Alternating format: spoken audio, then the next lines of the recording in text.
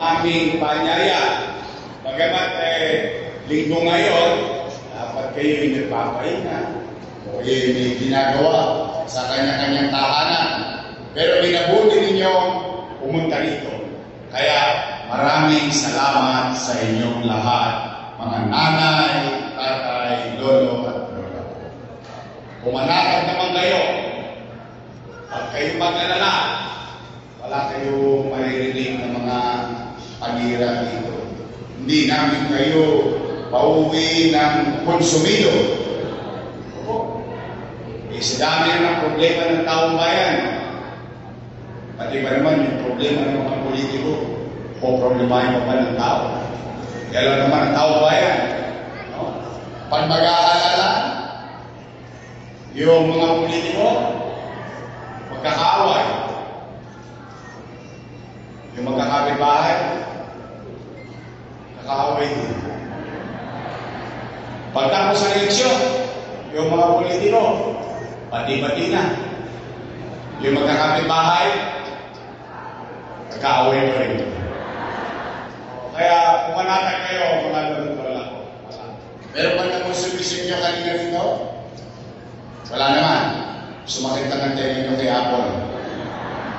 Huwag kayo mag-ilala. Tatama rin sa tono yan. Konti na lang. Nay, tay, kamusta kayo? Hindi salamat sa Diyos. Opo. Bagay na dapat natin ipagpasalamat sa Diyos.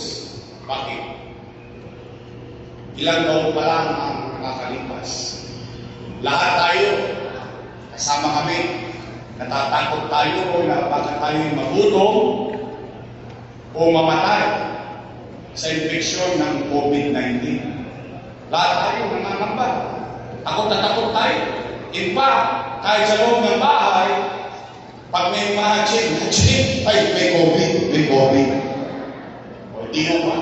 Kaya, maraming salamat sa Diyos. Ano't ano pa man ang hirap na pinagdaanan natin sa nakaraan. At ano't ano pa man ang hirap na dinadaanan natin sa kasalukuyan. Salamat sa Diyos, ito tayo ngayon sa tutuban. Buhay tayo lahat. Dahil ang buhay ay pag-asa. Real talk lang tayo. Basta tayo dito, good vibes lang. Matanong ko lang kayo,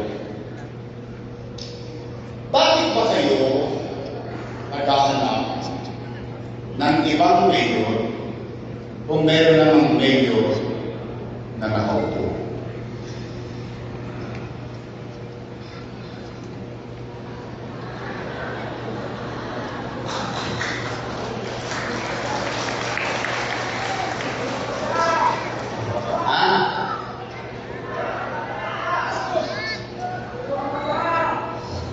Kaya ako yung naitanong kasi gusto ko lang malaman ninyo na nangangamba din ako. Bakit po? Dahil yung mga nataw ko, mga alaga ko. Opo. For almost 20 years, inalagaan ko yung mga. Bakit?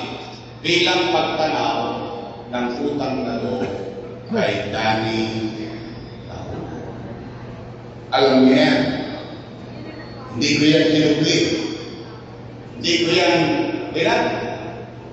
Ang katotohanan, tayo mga Pilipino, isa sa tinatapos ng ilong natin o ipinapamalaki natin ugali sa buong mundo, tayo mga Pilipino ay marunong tumanaw na at ang utang na loob ay walang katapusang pera. Tingnan po natin. Kung totoo ba, nakinunan po yung utang na loob kay Boss Dan na inalagaan ko yung kanyang mga anak. Tingnan po natin.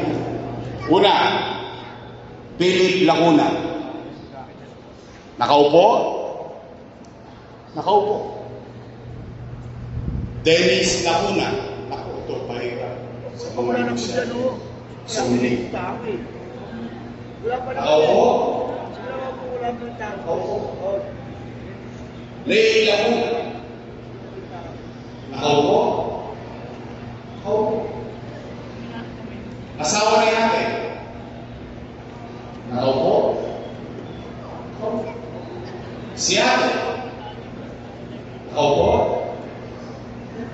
Ilan sila? Happy? Happy. Masaya ako. Masaya ako na yung hindi napagtagumpayan ni Boss Danny, napagtagumpayan ng kanyang mga anak sa tulong natin lahat. Ngayon, ang tanong, kung sila'y naging mabuti sa kanilang tungkulin o hindi ako para umusga. Taong bayan ang mag-uusga niyan. Ngayon, bakit sila nagagalit sa akin? Bakit ngayon ako na ang pinakamasama? Sa mata mo? Matanong ko. Tingnan ninyo. Maghanap kayo ng kahit isa lang. Kahit isa lang na dumagoso sa City Hall. Wala. Bakit? Bilang pagkanaman ng lupang kaloob ni Islam, inuna ko muna yung mga anak niya at isinantang ko yung mga anak. Ano? Government, tatanaw ka pa ng utang ng kaloob. Sagot, opo. Bakit? Kung Pilipino, ganun talaga tayo mga Pilipino. Kaya lamang, meron lang akong pakiusap. Baka naman kung po pwede, sa ibang bagay na lang ako tumanaw ng utang na loob. Bakit? Hindi utang na loob din naman ako sa taong bayan. Kung wala ang Diyos at wala kayo, wala ako sa kinalalagan ko kayo. Ngayon, masama naman bang tugunan ko yung panawagan ng taong bayan? Yung taong bayan na sumisigaw na, bumalik ka na, bumalik ka na, bumalik ka na. Taong bayan na sumisigaw na bumalik ka na, kaya ako sinigawan niya.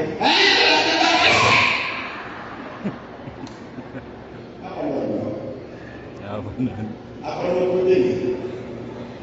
Bakit sila nagagalit? Hindi naman sila may-ari ng pwesto na yan. Pag-aarian ng taong bayan. In fact, empleyado na kami ng taong bayan. At ang kontrata namin, 3 years. After 3 years, expired. Tapos babalik ulit sa taong bayan. Mag-report ka sa taong bayan. Magpapareho ka ng kontrata sa taong bayan. Pag sinabi ng taong bayan, approve, another 3 years. In fact, ang katotohanan, kapag ikay naging mabuti sa iyong tungkulin, kahit hindi ka na makita ng taong bayan, iboboto ka ulit ng taong bayan. Tama ko ba? Kung nagagawa,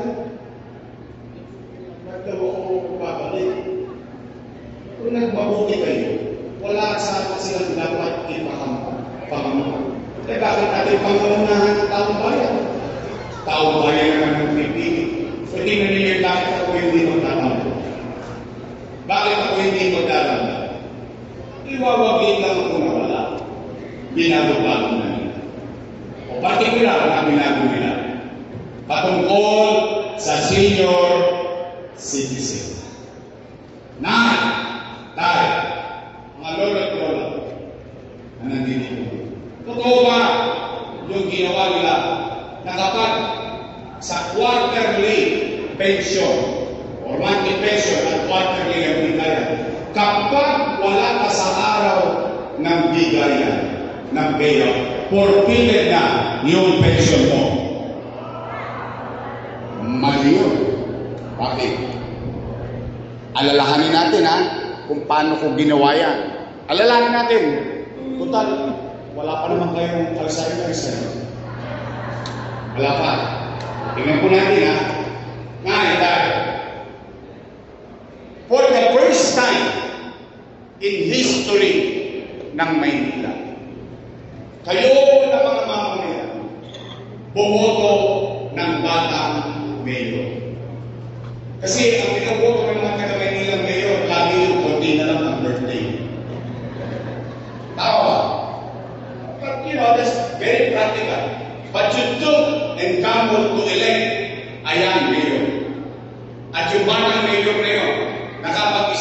programa para sa mayaman, sa middle class, sa mahirap, sa may sakit o wala, botante o hindi, pantay-pantay may pensyon sa lungsod ng Maynila. Tama ba? Anong sabi ko? Nay, pumanatag ka. Huwag kang mag-alala. Kapag hindi mo nakuha yung first quarter, sa susunod na quarter, doble ka. Tama mali? Ano pa sabi ko doon? Nay, kapag hindi mo nakuha yung first quarter, second quarter, pagdating ng third quarter, triple ka. Tama mali? Ika, ano pa sabi ko nung araw? Nay, pag hindi mo nakuha yung January hanggang Nobyembre, pagdating ng Disyembre, maglulubi-lubi tayo. Hindi na ba yun? Enero, Febrero, Marso, Abril, Mayo, Junyo, Julio, Agosto.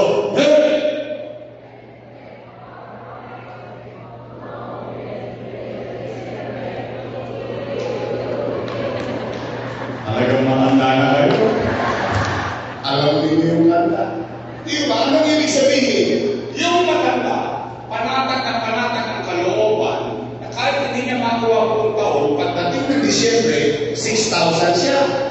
Kung dalawa silang matanda sa bahay, 12,000. Kung tatlo na silang senior citizen sa bahay, 18,000. Wala siyang tao. Wala siyang pamaka. Ngayon, ano nangyayari? Alam mo naman yung mga matatanda, malalapot ang dugo niya. Maaga natin gising niya. Sa nervyos, naligid man niya alam yung araw ng payout, pag nagising niya, sa dugo tayo matanda. Chairman, anong balita? Nay, wala pa. Ay, sawi, uwi. Gising ulit, kinabukasan, saan naman niya pupunta? Uy, Chairman, ano na nangyari? Lolo, wala pa. Mamalas-malas mo, yung matanda, tinawagan ng ako. Lola, namimiss ka na namin. Pasyalan mo naman kami dito sa Cavite. Lolo, namimiss ka na namin. Pasyalan mo naman kami dito sa Bulacan. Siyempre yung matanda, walang nagawa. Tinawagan ng ako. Nagbakasyon. 2 days after, balik ng Binondo. Saan naman pupunta? Chairman, any update? Nakunay, nagkabigayan kahapon, wala ka. Nga. Mali. Why? Bakit mo kailangan pahirapan? Kakakarampot na pera. Sa totoo naman, ito real talk tayo. Yung iba naman sa inyo dito hindi naman kailangan yung 500 May 500 naman kayo. Sa totoo. Kaya naman, alam mo yung tinatakas ng ginong matanda na sa hinaba-haba ng panahon, ang daming milyon. Sa tagal-tagal kong pamumuhay sa Maynila, ang tagal-tagal ko na nagbabayad ng milyar. For the first time, nagkaroon ako ng beneficio directly from the city government. Ay, may halaga pa pala ako. Ay, may bilang pa pala ako. Ay, pinagmamalasakitan pa pala ako ng pamahalaan ng lungsod ng Maynila. That's the purpose. It's not the amount. It's not the money. It's the act itself. Tapos ₱500, pagkahirapan mo pa yung matanda. In fact, yung iba nga sa dito, pinagagalitan pa ng anak Ano? Tayo, huwag ka nang pumila dyan ng init-init. Baka may stroke ka pa, 1.5 lang yan. Ako na magbibigay sa'yo. Ano sabi ng matanda? Ayaw ng pera mo, gusto ko kay Yorme. Itinatapos lang ng iyong mga matanda na, ay, importante pa pala ako. Ay, may halaga pa pala ako. Mahal pa pala ako ng gusto. ₱500 pahir mo. O na, tayo. Ikaw ba? Yung gatas na issue, wala na din daw. Totoo ba pinalitan ng isip ko? Talagang galing sa iyo. Binibigyan ko rin ng gatas na issue para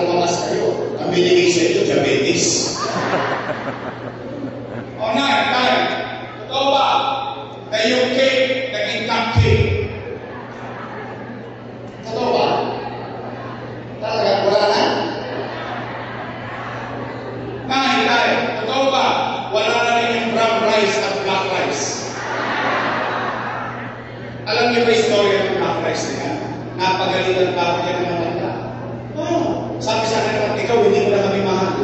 Bakit po? Yung binigay mo sa aming bigas, ulit pa. Maitim na, mahirap at lutuin at magulat na. Sabi ko naman doon sa matanda mo, ngay, yan po yung pinakamahal na bigas sa buong mundo. At yan ang pinakamasustansyang bigas. Hindi, ang itipin-tipin. Sabi ko, kako talagang ganyan. Nakakalagot isipin, nakapat. Pagdating sa matanda, paikli ng paikli, pahirap ng pahirap, pawala ng pawala. Pero kung makapagsumba sila sa Roas Boulevard, milyon-milyon ang gastos nila. Kung makapagpasosyo sila sa City Hall, milyon-milyon ang gastos nila. Pagdating sa matanda, pinahirapan nila. Alam niyo, what's the irony of all these things? Alam niyo ang ironic dito? Nung ginawa ko yan, kasama ko sila. Ibig sabihin, alam nila yung dahilan ko. Alam nila yung nasa isipan ko. Alam nila yung purpose ko. Alam niyo kung bakit kayo parang spoiled sa Maynila, ang mga senior citizen. Alam niyo kung bakit? Alam niyo? Kasi konti na lang ang birthday niyo.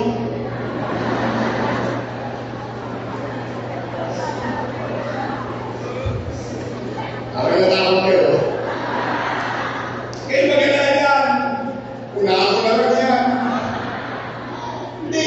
Pero alam mo yung pakiramdam sa loob ng bahay, ikaw yung bata. Yung mapangiti mo man lamang yung matanda sa loob ng bahay, maiparamdam mo man lamang sa kanya na mahalaga pa siya at may bilang pa siya. Yun. Tama yung sinabi ni Gigi. Nung bata kami, malambot ang buto namin, matitigas ang buto nyo, inalagaan nyo kami. Ngayon, marunong na buto nyo, matitigas ang buto namin. Kami naman ang magagaga sa mundo.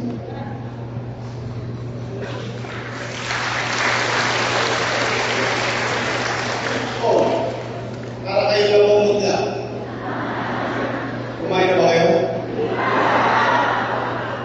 Kumain ba kayo? Ha? Kasi ang kamay hindi mo makain? Huwag kayo mag-alala. Nilipas din yan. Sige, umuwi kayo. Umuwi kayo na buo ang pag-asa. Sa pag-asa man lang kayo parang ito mapusugin. Sabihin ninyo sa inyong mga mahal sa buhay. Sabihin ninyo sa inyong mga kaanak, sa inyong kapitbahay at kapwa sa inyong citizen. May awa Diyos, sa tulong ninyo, nakabalik tayo. Ibabalik ko ang lahat ng nawala sa senior citizen.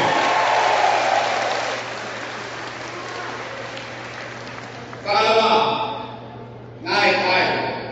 ako'y may napapansin. Pero hindi ko alam kung napapansin ko din.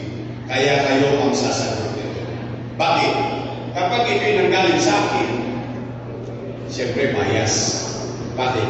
Kalaban ako sa politika. Pero kayo ang tatanungin ko. Kung napapansin ninyo, yung napapansin ko din.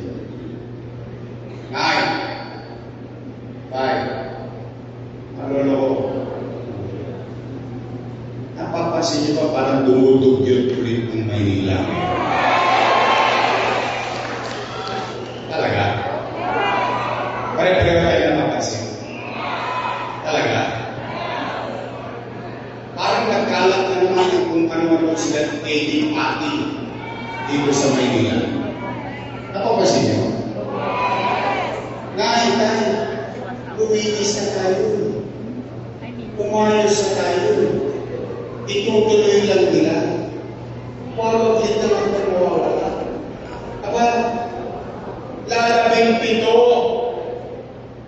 ang local government sa buong Metro Manila. Alam niyo pang ilan tayo? Pang 17. Ayan po.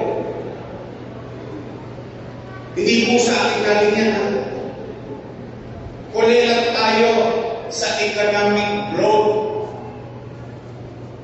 17 out of 17. Tinalo Pateros, yung munisipyo ng city, municipality of Pateros. Ang tinalagyan, itlog, balot at penun. Tayo, kapitolyo ng bansa. Nay, kung ginawa niyo kung kayo, we are number 16. In the next 2 years, naging number 3 tayo sa buong Metro Manila. Sa kita ko na wala, dito na naman tayo. Dito, kung nailan tayo, o dito naman, number 1 tayo. Number 1 tayo sa krimen. Tingnan nyo. Sa buong Southeast Asia, not Philippines, but city, we are now number 1 in crime index. Ano ibig sabihin niya?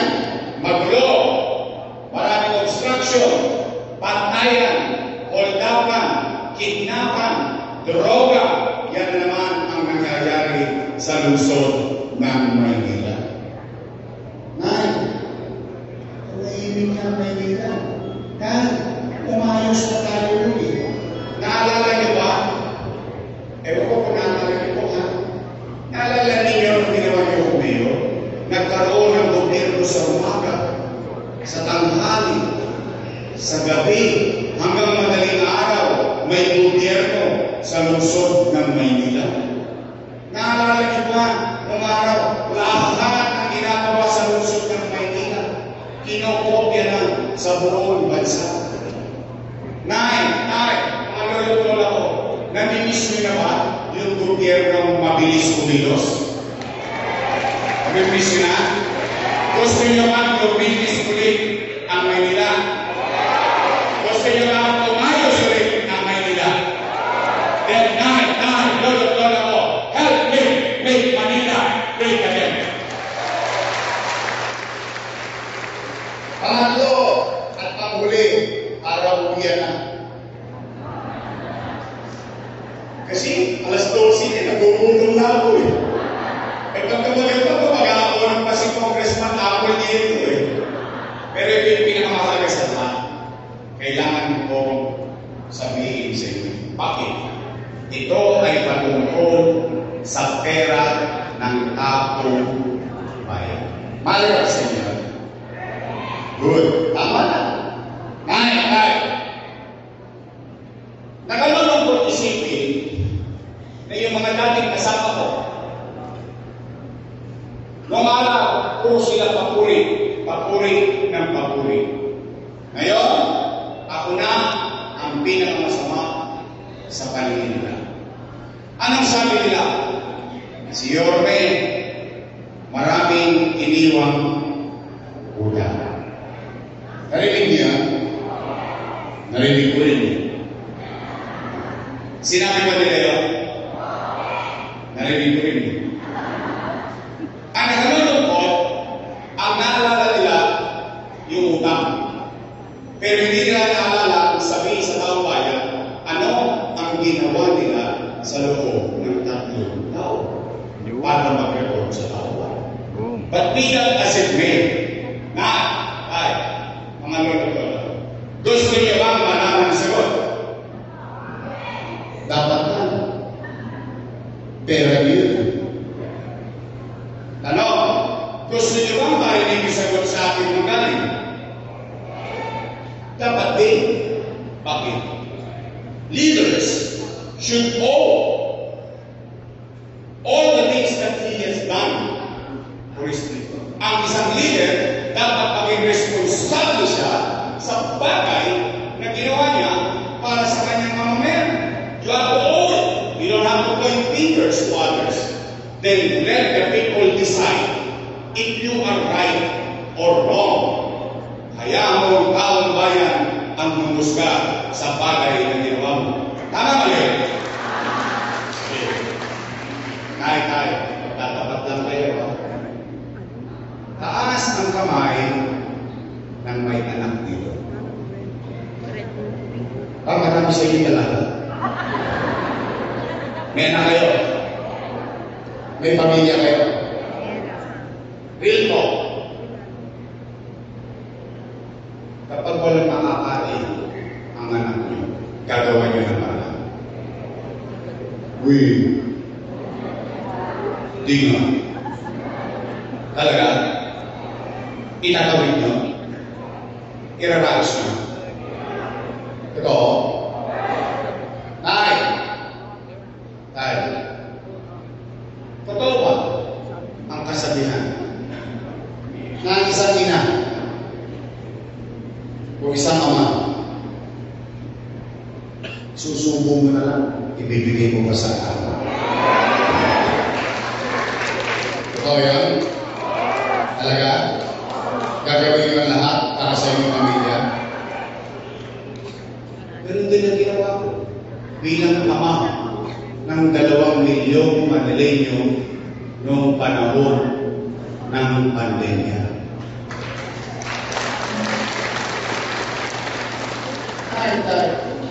When you elected me as mayor in 2019, I took the responsibility. Wala kayong narinig sa akin, itinuro ko yung nakaraan na walang iniwan sa akin pera. Wala! Nag-move on kagad ako. Bakit? Nag-desisyon ng taong bayan eh. Tinanggal na yung dati, inelect ka na, atang-atang mga lahat ng responsibilidad ng pagiging mayor sa iyong nasasabukan. Tama mali? Ano ang ginawa? Nilinis ko Maynila. Kayo dito, sa tinatagal-tagal niyo sa Binondo, for almost 30 years, walang nakagawang mayor na linisin ang buong Recto, Juan Luna, Soler. Na ibalik ang kalsada para sa tao bayan. In fact, because of what happened, it became a national directive. Sa buong Pilipinas, kinokopya na tayo. Pangalawa, anong ginawa ko? Kinausap ko yung mga negosyante. Nag-ikot ako, FFCCI, American Business Check Base, Makati Business Club. Kinausap ko sila lahat. Ang sabi ko, patawarin nyo na yung Maynila. Alam ko, nagkulang sa inyo ang gobyerno. Hindi lang nagkulang, inabuso pa kayo ng gobyerno ng Maynila. Ngayon, let's start from zero. Let's redo it again. O ano nangyari? Nagbalikan ang negosyante sa lusog ng Maynila. Lumago ang negosyo. Bakit? Kasi gusto ko magkatrabaho ang tao. O, in fact, pati matatanda, napag-iusapan ko yung Jollibee, McDonald's, Chowking, and so on and so forth. Sabi ko, yung mga able and willing kung mga senior citizen, baka pwede makapagtrabaho sa inyo. Umakit na tayo. Lahat ng Tologes sa Maynila. Ano sinabi ko? Kayo mga kriminal, hindi ko kayo mapipigilan gumawa ng krimen. Nanay nyo nga hindi kayo mabantayan ng 24 oras sa buka. But I guarantee the people of Manila, ano sabi ko? Kapag ginawa nila ang krimen sa Maynila, ang ikamamatay nila, puyan. Because we will make sure that they cannot escape the long arm of the law. We will make them pay. Buhay, kulong, hoyo, sentensyado. Ano nangyari? Natakot ang mga kriminal sa Maynila. Ang crime rate natin, hindi nag-slide, nag-dive. That's how it is during our time. Umaangat na tayo. Umaayos na tayo. Nawawala ng kadugyutan sa Maynila. Nagre-recover na tayo economically. Boom! Sumalpok tayo sa pader. Nagkaroon ng pandemya. Ano? Magulan ba magkakapandemya? Anong epekto ng pandemya? Wasak ang ekonomiya. Nino? Ng Maynila? Hindi. Ng Pilipinas? Hindi. Ng buong mundo. Ang epekto ng walang ekonomiya, walang hanap buhay, walang hanap buhay, walang trabaho, walang trabaho, walang pitsa, walang pitsa, walang chicha. Anong ginawa ko? Pagsiyasat buhay. Pagbukana ng pandemya, 3 months, 90 days, hindi ako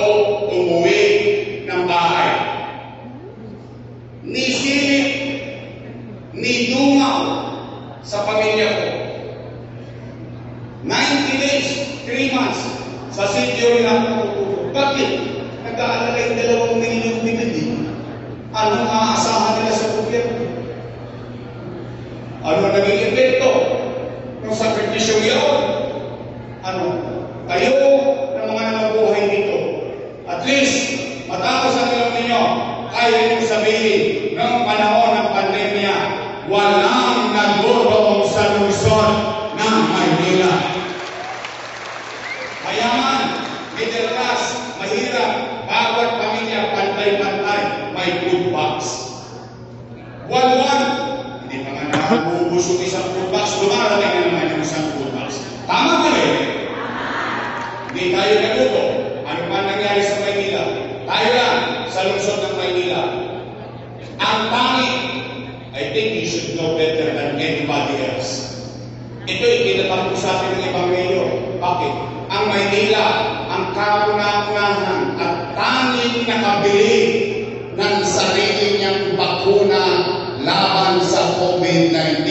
500,000 dosage dito sa Maynila. Magpuna lang kayong bakunahan. Pera ng taong bayan. Nakikita, sa India nagkakaubusan ng oxygen. Sa Pilipinas nagkakaubusan ng oxygen. Sa Maynila, bude-bude ang tangke ng oxygen. Tayo, may remdesivir, tocilizumab, molnupiravir, dang-libo ang halaga ng bawat isang gamot. Mabuhay lang ang isang pasyente na may COVID-19.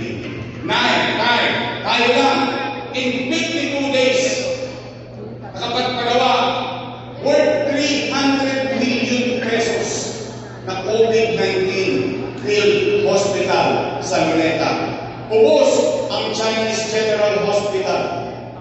Ubos lahat ang private hospital. Wala nang bed. But sa Maynila, meron tayong COVID field hospital. Habang kinakaharap ko, pang-araw-araw, nailigtas ang tao sa gutom, sa sakit, sa kanan, sa kaliwa, tinuloy ko ang pangarap ko sa Maynila. Bakit? Ipinangako ko yun sa inyo eh. Hindi ako nagpaawat sa COVID-19. Itinayo, Condominium 1, Condominium 2, Pinondominium 1, Pasay Community, San Lazaro Residence, San Sebastian Residence, Pebble Hill Residence. Itinayo, 10-story fully air-conditioned public school, Rosario Almario Elementary School, Manila Science High School, Albert Elementary School, Magsaysay High School. Itinayo, Paseco Hospital. Itinayo, brand new 10-story bagong hospital ng Maynila na pinagtataka ko. Bakit hindi nyo nagagamit yung MRI machine? 3 years ago ko pa yan binili. CT scan machine. Mamahaling gamit. Pero ng taong pa yun. Tayo. Tanong! Saan ko kinuha yung pera na yan? Ano? Umikot ako ng dito? Hindi. Anong ginamit ko? Abilidad. Bakit? Umaasang taong ba yan? Nag-mayor ka. You do your job. You don't blame anyone. You don't blame the situation. You have to do what you have to do. As a mother. As a father.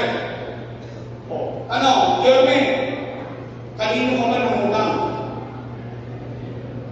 Sa Pilipinas. Sa gobyerno. Ha? Ang labo mo mga kausap, Yorme. Amerika nangutang. Pilipinas nangutang. Maynila nangutang sa Pilipinas. Opo. Bakit? Ano? Sino may-ari ng Land Bank of the Philippines? Gobyerno. Sino may-ari ng Development Bank of the Philippines? Gobyerno. Okay. Imumwestra ko para mas madaling maintindihan ng tao. Itong ulo ko, hanggang pa, yan ang buong gobyerno. May 2 bulsa. Isa sa kaliwa. Isa sa kanan. Sa kaliwa, National Government Financial Institution. Ano na sa loob? Land Bank of the Philippines. Development Bank of the Philippines. Siksik-klik-klik, umaapaw pa. Sa kanan, City of Manila. Alaus, Sahib. Ano ang ginawa ng ama ng lungsod ng Maynila? Dumukod sa kaliwa, inilagay sa kanan para makaraos ang batang Maynila.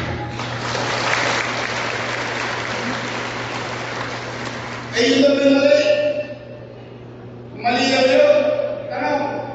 Sino nagpalitan ng pera? Gobyerno? Gobyerno. Sino na kinawag sa pera? Tao mo. Kaya nga sabi ko kanina, salamat sa Diyos. Nakaraos tayo. Nakatawid tayo. Ito, buhay tayong lahat ngayon dito sa lugar. Ayun daw ay mali. Mali. Mali daw yun. Tay, kung yun ay mali, di mali din sila. Bakit? Kasama ko sila gumawa nyo. Yung majority floor leader nyo, na ngayon si Congressman Chihuahua. Chihuahua na Chihuahua, liit-liit na aso, ingay-ingay ng bibig. Ano ba lang? Real talk lang naman tayo. Siya majority floor leader nun ng konselo. Sino vice mayor nun? Sila. Mali pala yun ba't yung inaprobahan?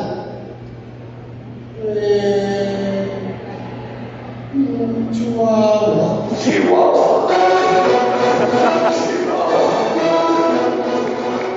Ngayon, tay. At least, ako lang matapos ang loob.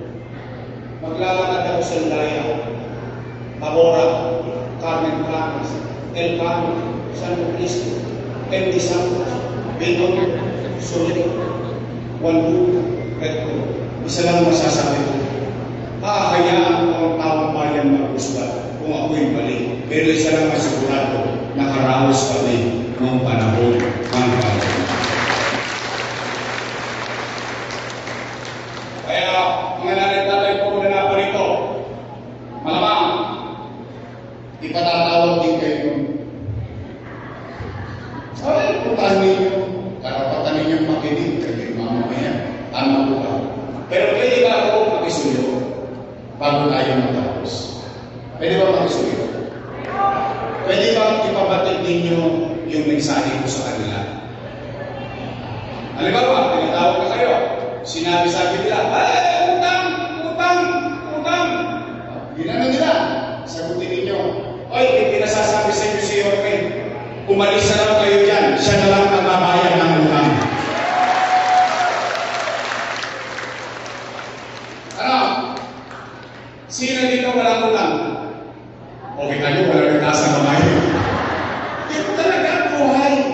That's life. Sa negosyo, namumutang ka para lumago ka. Minsan tumutulog ang cheque mo. Sa buhay, kailangan mo ng gatas. Gagawa mo ng parang babalik yung buhay.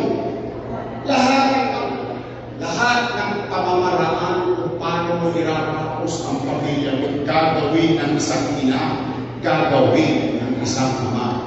Mano pa ang isang ama ng 2 milyong Manilenyong umaasa sa kanya. Kaya tay, gusto niyo ba talaga ako bumalik? Really?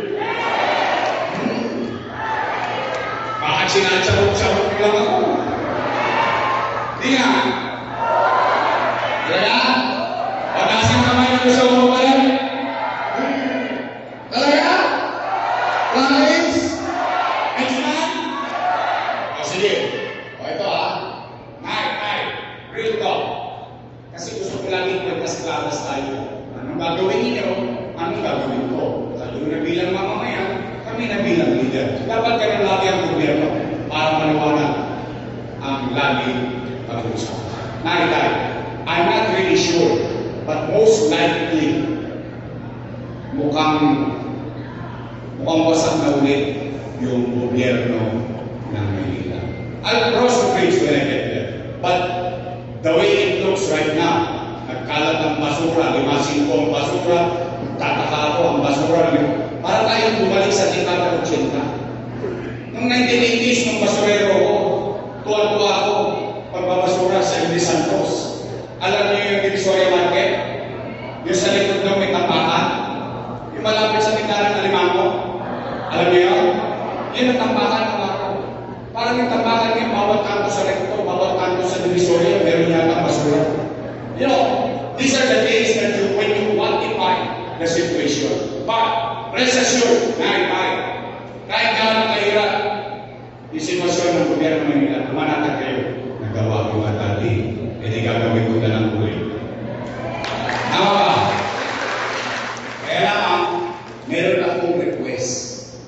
Isa lang. Kung gusto niyo mabilis tayo makarecover, kung gusto niyo mabilis ulit ang gobyerno, pwede ka akong request. Isa lang naman. Yung iba, the rest of it, I'll manage it in my own little way. Unang hindi ako matulog makarecover lang tayo niya. Isa lang request ko. Pwede mag-request isa? Pwede straight? Okay! Mag-ingat kayo sa sagot. Baka mamaya, politiko din kayo. Yung politiko, pangako ng pangako, dami na papako. Straight? Talaga? Uy, aasahan. Pagdating ng eleksyon, bibili ako ng dividendaso. Bubuksan ko yan. Tuloy pa ba? Nagtotoo kayo na itong binondo. Aba? Straight? Yung binondo? After election, ako naman ang sigilin ninyo. Promise? Straight? Talaga? Rolling J! Andres! Chris Bagre! Dali ko niya yung pugi niya. Masarap ba? Dito siya. Moga Uso! Kanina yung nagsalita rito. Kulang na rin ang buhok, ano? Sino mas pogi? Si Lendet o si Toro? Ha? Lendet? Pasensya ka mali. Talagang ganyan ang buhay. Lilipas din tayo. Ang pogi masipag ako siya na nito. Sarkas!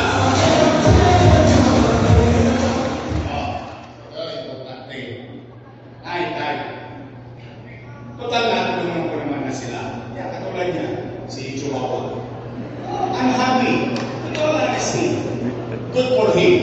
Ngayon, hindi niya nilingon yung distrito niya. Hindi niya nilingon yung tao bayan. He has to pay the price. Because at the end of the day, it is not about us. It's always about you. It's always about the people. Unahin tayo. Total na kung bigyan naman na natin siya. Pwede ba makisuyo?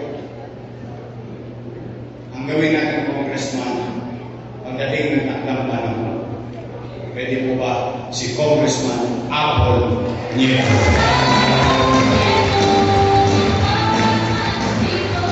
At least sigurado ako rito, iikutin ang bahay niyo. At least sigurado ako rito, makikita niyo sa kalsada ko. Hindi sa platform yung makikita. At puro kiyaw-kiyaw, kausyaw. Hindi, ako naman eh. Ako bayan yan eh. Yan ang nagtatag mo sa ako.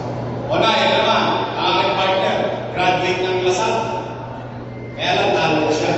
Ako, graduate ng Ateneo de Tondo. Graduate ng Political Science. Aral sa kanyang ama bilang Vice Mayor. I think magaling na Vice Mayor ng ating lungsod, Chief Atienza. Straight? Naalala niyo ba pangalan nila? Eh baka makalimutan niyo. Sige, pasimple lang natin. Total, dalawang grupo lang naman ang pagpipilihan ninyo. Dalawa lang yan. Unang grupo, Yormes Diyos. Matamis. Kabilang grupo, Ladies Jones. Ay, kayo may sabi ng hindi ako. Tatawanan mo na. Mga batang Maynila talaga kayo. Your Miss Choice Day! Pati sa pamilya niyo,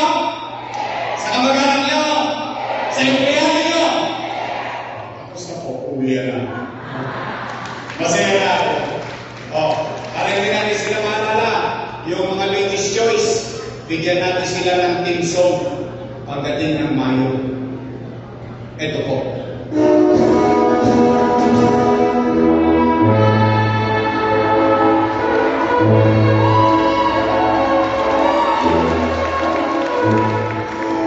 Mag-graduate na natin lahat yun. Pwede na? Ay, pag-iingat kayo. Maraming salamat sa oras na pinagkaloob nyo sa amin. Nakunsuli ba kayo? Masaya na kami. Pero mag-iingat kayo at huwag kayong mawawala ng pag-asa. Mayawa ang Diyos. Makakaraos din tayo. Makaka-recover din tayo. Maraming salamat sa inyong lahat at pagpalaman kayo ng buong may kapal. Manila! God first.